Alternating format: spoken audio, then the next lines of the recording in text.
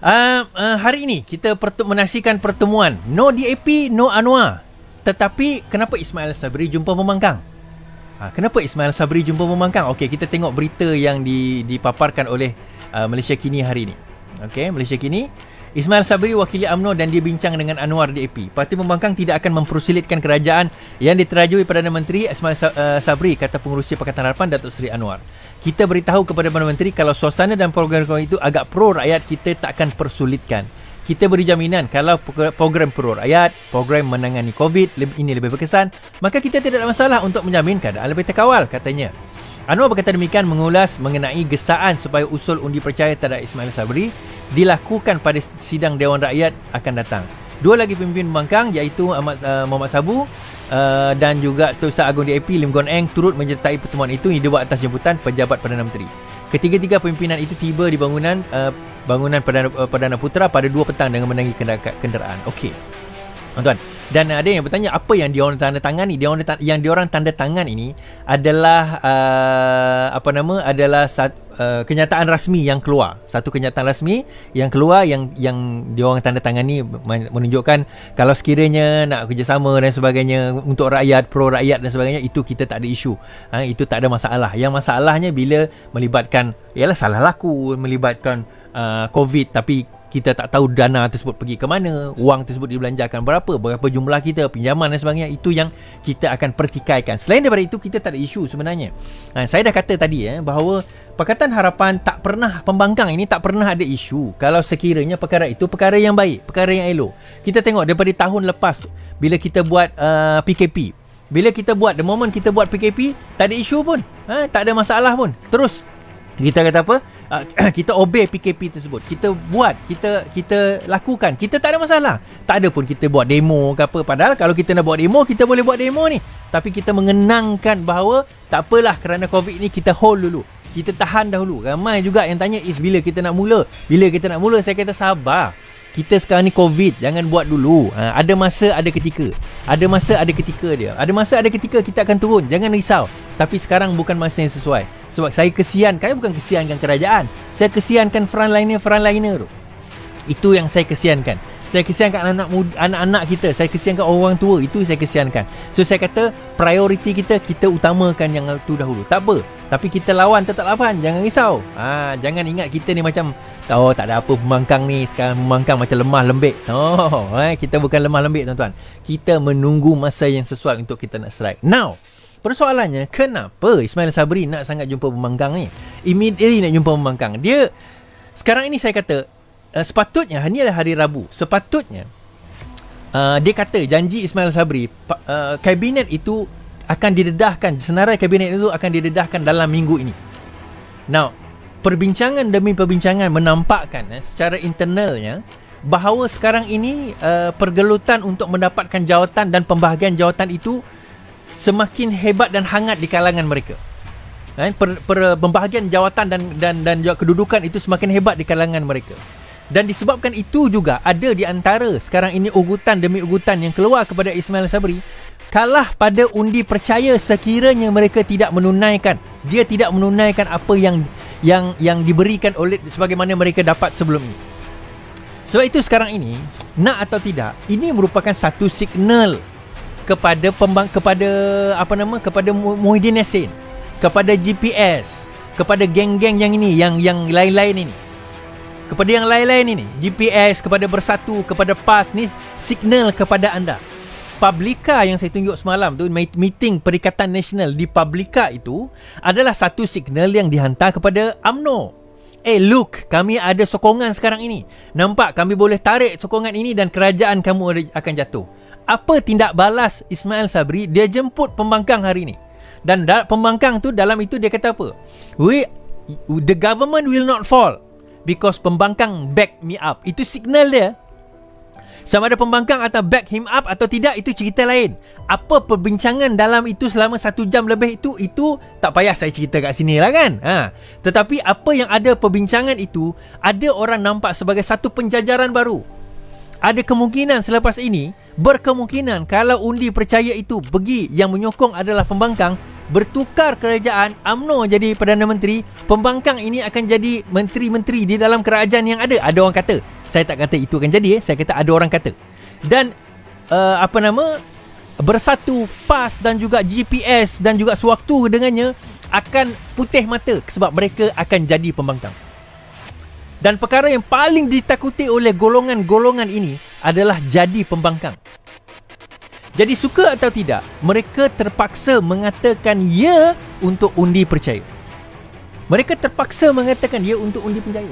Tuan-tuan, undi percaya kena dilakukan sebab ini titah yang di-Pertuan Agong, bukan titah Tun Mahathir. Titah yang di-Pertuan Agong mengatakan perlu ada undi percaya selepas ini. Bila, kita tak tahu. Tetapi Perdana Menteri ada hak untuk memanggil undi percaya itu. Perdana Menteri ada hak untuk memanggil sidang parlimen khas demi untuk nak menentukan keabsahan Ismail Sabri sebagai Perdana Menteri. So Ismail Sabri sekarang, kenapa dia dakwa-dakwi, dia dolak dalih lagi? Yang di-Pertuan Agong kata selepas dilantik menjadi Perdana Menteri, mengangkat sumpah perlu mengadakan secepat mungkin undi percaya tersebut. Dan sebagai Perdana Menteri yang sudah sah, bila Ismail Sabri mengangkat sumpah, Muhyiddin Yassin dah tak jadi lagi dah Perdana Menteri caretaker atau interim, dah tak ada dah. Bila dah jadi Perdana Menteri yang sah, maka tugas beliau memanggil sidang parlimen khas. Bukannya mengemukakan apa orang kata kabinet. Nah, salah kalau sekiranya dia kemukakan kabinet. Sebab itu bila dia kata saya akan kemukakan kabinet dalam minggu ini, isunya apa? Isunya kalau dia kemukakan kabinet dalam minggu ini, tiba-tiba buat undi percaya, dia kalah. Tak ke lagi haru biru negara kita ni. Dia bila dah lantik menteri, kena angkat sumpah, kena lantiklah masuk pejabat, kena ni, pegawai kerajaan kena buat macam ni, lantikkan ini, itu semua ada. Okey, minggu ni kita lantik menteri sekian. Okey, menteri tu bila dah dilantik, dah angkat sumpah, minggu depan dia masuk office. Hari Isnin contohnya hari Jumaat ni dia angkat sumpah, ataupun hari Senin dia angkat sumpah, maka hari Senin tu dah ready office dia. Okey, minggu depan satu lagi kita buat undi percaya, kalah Ismail Sabri. Tak ke jatuh kerajaan, office baru masuk, tak panas lagi apa orang kata, kerusi tu dah kena keluar, kena kemas balik. Kenapa nak kena buat macam tu? Baik kita buat undi percaya terus. Okey, kita buat undi percaya. Kita buat undi percaya, angkat tangan. Angkat tangan, tengok betul Ismail Sabri ada majority, maka lepas itu baru dia announcekan kabinet. Not the other way around. Tapi kalau katakanlah dia dah announce menteri, lepas tu dia dapat undi percaya, okey lah, alhamdulillah lah. Yang kita risau kalau dia tak dapat. Dia bagi-bagi kerusi, okey aku jawatan menteri ni aku bagi ni, ada tak puas hati. Ni apa ni? Bagi jawatan menteri kat aku, bagi jawatan menteri kat dia, aku tak dapat apa pun. Tak apa. Okey, sekarang ini kita buat undi percaya. Undi percaya ni tuan-tuan, siapakah yang percaya kepada Perdana Menteri? Dia orang kena angkat tangan. Jadi tak perlu ada undi tak percaya, sebab undi percaya ni sekali je. So dia akan kata siapa percaya kepada Perdana Menteri angkat tangan. So kita kira. So dia kira lah siapa yang hadir tu. Kira. Cukup. Dia sebenarnya bukan, dia tak payah angkat tangan. Oh, kau tak bagi jawatan menteri dengan aku okey. Tak sokong lah. Walaupun dia duduk di kerusi kerajaan ni, orang PAS ke orang Bersatu ke, tak apalah. Dia duduk di kerusi kerajaan, dia duduk situ. Tengok. Tak angkat tangan. Kurang 5 orang, jatuh lagi kerajaan. Dalam keadaan macam tu, macam mana? Itu cerita lain. Tunggu undi percaya tu bila nak buat. Boleh ke Perdana Menteri kata dia takkan dan tak nak buat undi percaya? Boleh. Tapi lepas tu dia dikatakan menderhaka kepada Yang di-Pertuan Agong. Boleh dikatakan menderhaka buat kali kedua kepada Yang di-Pertuan Agong. Kerana Yang di-Pertuan Agong sudah secara eksplisit, secara jelas, secara expressly mengatakan bahawa untuk mengelakkan kemelut yang berada sekarang ini, selepas pelantikan Perdana Menteri, wajar dan wajib diadakan undi percaya di parlimen untuk mengesahkan keabsahan kerajaan yang ada. Perdana Menteri dulu. Dia tak perlu kabinet, tuan-tuan. Kabinet tu kemudian.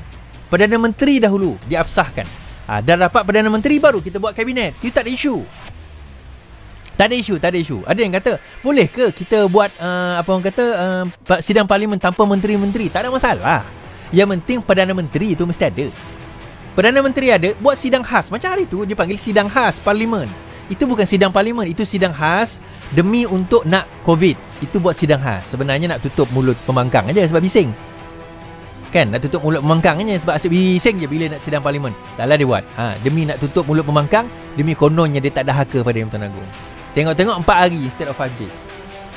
Now dan come another question, dia kata. Okay, katakanlah lepas itu pertembungan berlaku, ada yang tak puas hati, jatuh. So in order untuk mengelakkan perkara tersebut daripada berlaku, perlu dan pentingnya Ismail Sabri kena buat counter measures. Satu langkah yang orang kata apa, dia macam sebelum ni sebenarnya. Langkah ni boleh dibaca dengan mudah. Langkah untuk mengugut. Apa ugutan dia? Kau tak nak sokong aku, ni aku dah pembangkang. Sebelum ni sama macam tu lah. Tuan-tuan tahu kenapa Ismail Sabri pula, kenapa Zahid Hamidi jumpa Anwar Ibrahim, kenapa Najib Tun Razak jumpa Anwar Ibrahim, kenapa geng kluster mahkamah itu setuju untuk jumpa Anwar Ibrahim. Kenapa? Sebab atas tujuan sebenarnya nak send signal. Tuan-tuan ingat siapa yang sebarkan audio di antara Anwar dengan Zahid Hamidi tu? Itu sebenarnya adalah satu audio yang sengaja di-leakkan nak send signal to the other side. Dan diorang faham psikologi bersatu ni. Diorang faham psikologi GPS. Diorang faham psikologi apa orang kata PAS. Psikologi diorang adalah mudah saja. Mereka takut nak jadi pembangkang lagi. Itu dia. Mereka takut nak jadi pembangkang lagi. GPS dah merasa 22 bulan jadi pembangkang. Tak sanggup tuan-tuan. Datuk Rohani Karim, saya dengar cerita lah, sampai tutup office sebab tak mampu nak bayar dia punya staff yang sebelum ni ramai. Dia maintainkan, bukanlah tutup, adalah office-nya, tapi tak seramai staff sebelum ini. Datuk Rohani Karim sebab dulu dia menteri. Sekarang tak ada menteri, peruntukan dah tak ada. Kalau kita tengok, lepas itu kita tengok macam mana yang PAS ini, macam beruk dapat bunga. Tak pernah dapat jawatan-jawatan sebegini, guna sehebat-hebatnya. Ada seorang menteri tu bawa janda, tuan-tuan. Tak boleh 3 orang dalam kereta kan, dia siap bawa janda nak pergi seberang, kantoi dekat situ. Tak pernah. Ada seorang lagi tu kahwin online lagi. Tak pernah dapat jawatan macam ni. Tiba-tiba dapat jawatan ni, tuan-tuan. Ranimah sebelum ni ceramah kat kampung je, tuan-tuan. Tiba-tiba sekarang gaji 80,000, 90,000, 60,000. Hush, 60,000 tu setahun pun belum tentu mereka dapat sebelum ni. Tengok, tuan-tuan. Yelah, kalau jadi ahli parlimen tu dapat lah. Mana yang tak pernah jadi menteri, setakat dapat 20,000 sebulan. 20,000 tu pun nak tolong orang ni, orang mati, nak tolong rakyat, nak tolong. Ni bila dah jadi menteri, tak kacau duit menteri tu, tak kacau. Sebab peruntukan ada. Duit menteri tu tak kacau. Ini orang ni semua tak pernah jadi, maksudnya bukan tak pernah, dah merasa jadi pembangkang sebentar. Dan dia orang tak sanggup lagi. Azmin Ali tak sanggup jadi pembangkang, tuan-tuan. Tak sanggup dia jadi pembangkang lagi. Dia dah merasa hidup senang, hidup mewah dengan jadi kerajaan sekarang ini. So dia nak lebih lagi. Dia nak apa orang kata, jawatan yang lebih lagi. So apa sebenarnya motif hari ni, tuan-tuan? Datuk Seri Anwar pembangkang, bila dia dah dijemput, dia datang, tak ada masalah. Dia orang pun faham. So bila Ismail Sabri kata, dia punya core discussion dia simple saja. Kalau undi percaya, sokong tak? Itu ayat dia. Kalau undi percaya, sokong tak nanti? Itu discussion dia. Dan Ismail Sabri pun kata, pembangkang pun kata, dan mengeluarkan kenyataan, kita tak ada masalah untuk nak menyokong kalau sekiranya aktiviti yang melibatkan rakyat. Pandai bijak ayat dia.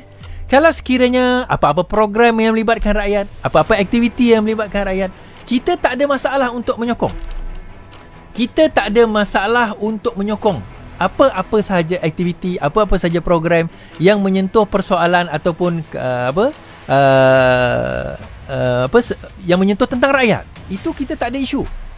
Jadi isunya adalah apabila dalam keadaan yang ada sekarang ini, kerajaan yang ada cuba untuk memanipulasikan keadaan. Cuba memanipulasikan kerajaan. Dan bak kata PH tak akan menyulitkan undi percaya jika Ismail Sabri pro rakyat. Tak ada isu. Ada yang dapat inisiatif, lepas ni UMNO akan bergabung dengan PKR Rais. Tak semestinya. Kita kata tak semestinya. Tapi kita kata itu merupakan satu jawapan indikasi bahawa Datuk Seri Anwar kata kalau di pro rakyat tak ada isu, kita tak ada masalah. Namun begitu, Namun begitu, tak adalah kata kami akan sokong. Itu ayat dia. Maksudnya, kalau kerajaan ini nak jatuh, tak perlu daripada sokongan pembangkang. Undi percaya pembangkang tak perlu angkat tangan pun. Sebab apa? Yang akan menentukan sama ada Ismail Sabri ni absah jadi Perdana Menteri atau tidak bukan pembangkang, tetapi orang 114 yang kononnya menyokong beliau hari itu. Sebab itu dalam penentuan sama ada dia betul Perdana Menteri yang sah atau tidak, sebenarnya kalau ikutkan, bukan untuk kita melihat pembangkang akan tukar undian atau tidak, tetapi kita nak lihat kerajaan itu yang 114 orang itu ada tak yang menukar undian. Pembangkang tak penting. Pembangkang tak penting. In fact, saya seru pembangkang, jangan sekali-kali angkat tangan untuk Ismail Sabri. Sebab apa saya kata jangan angkat tangan untuk Ismail Sabri? Kerana kita nak kata, kalau betul dia ada keabsahan, kenapa dia perlukan pembangkang? Kalau dia betul ada majoriti, kenapa dia perlukan pembangkang? Itu menunjukkan bahawa kalau dalam keadaan ni, dia berada, dia berdiri, dia berjalan on a fine line, di atas tanduk yang sekarang ini nak jatuh dah. Persoalan dia, adakah 114 itu benar-benar menyokong dia atau tidak? Itu soalan ni kita kena tanya. Dia orang sombong sangat kan? Oh, kita sokong Ismail Sabri, terbaik Ismail Sabri. Kerajaan 69 macam ni lah tuan-tuan. Inilah kerajaan 69. Dia tak confident dengan orang dia sendiri pun dia tak confident. Dengan orang dia sendiri pun dia tak confident. Dia tak yakin dengan orang dia. So kalau dia tak yakin dengan orang dia tuan-tuan, bagaimana dia meyakinkan rakyat bahawa dia command majoriti yang besar? Bagaimana dia nak meyakinkan pelabur ini adalah politik yang stabil? Bagaimana dia yang meyakinkan negara luar bahawa ini adalah kerajaan yang stabil?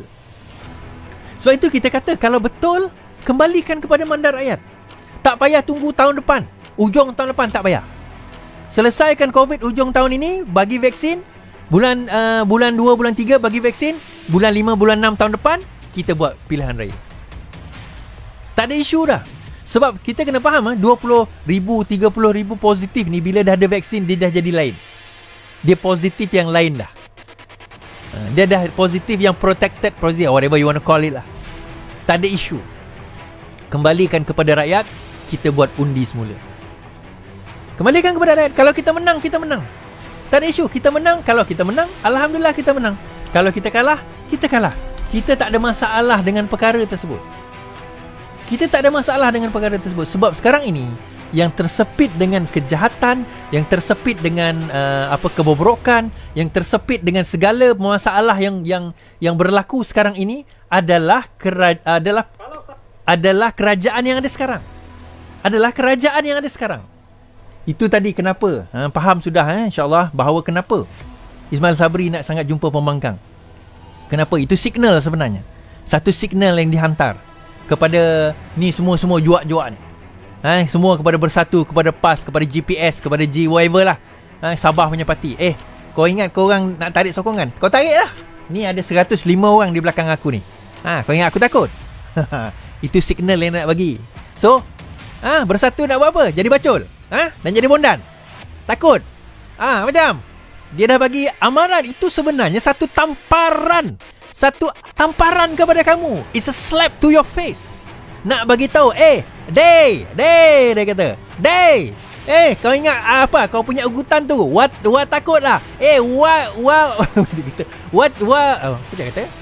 What cakap, what mesti return bro. Dia macam tu. What cakap, what mesti return bro. Cakap, kau nak ugut? Ni, pembangkang ada bersama aku. So, lepas ni Bersatu nak kata apa? Bersatu nak kata apa? Ismail Sabri dah buat macam tu. Bersatu nak kata apa? PAS nak kata apa? Sebab tu PAS tak jumpa UMNO. Mufakat Nasional tak ada lagi dah. Sekarang ni semua dia bagi Perikatan Nasional. So, sekarang ni dia orang dah macam ni, goyang.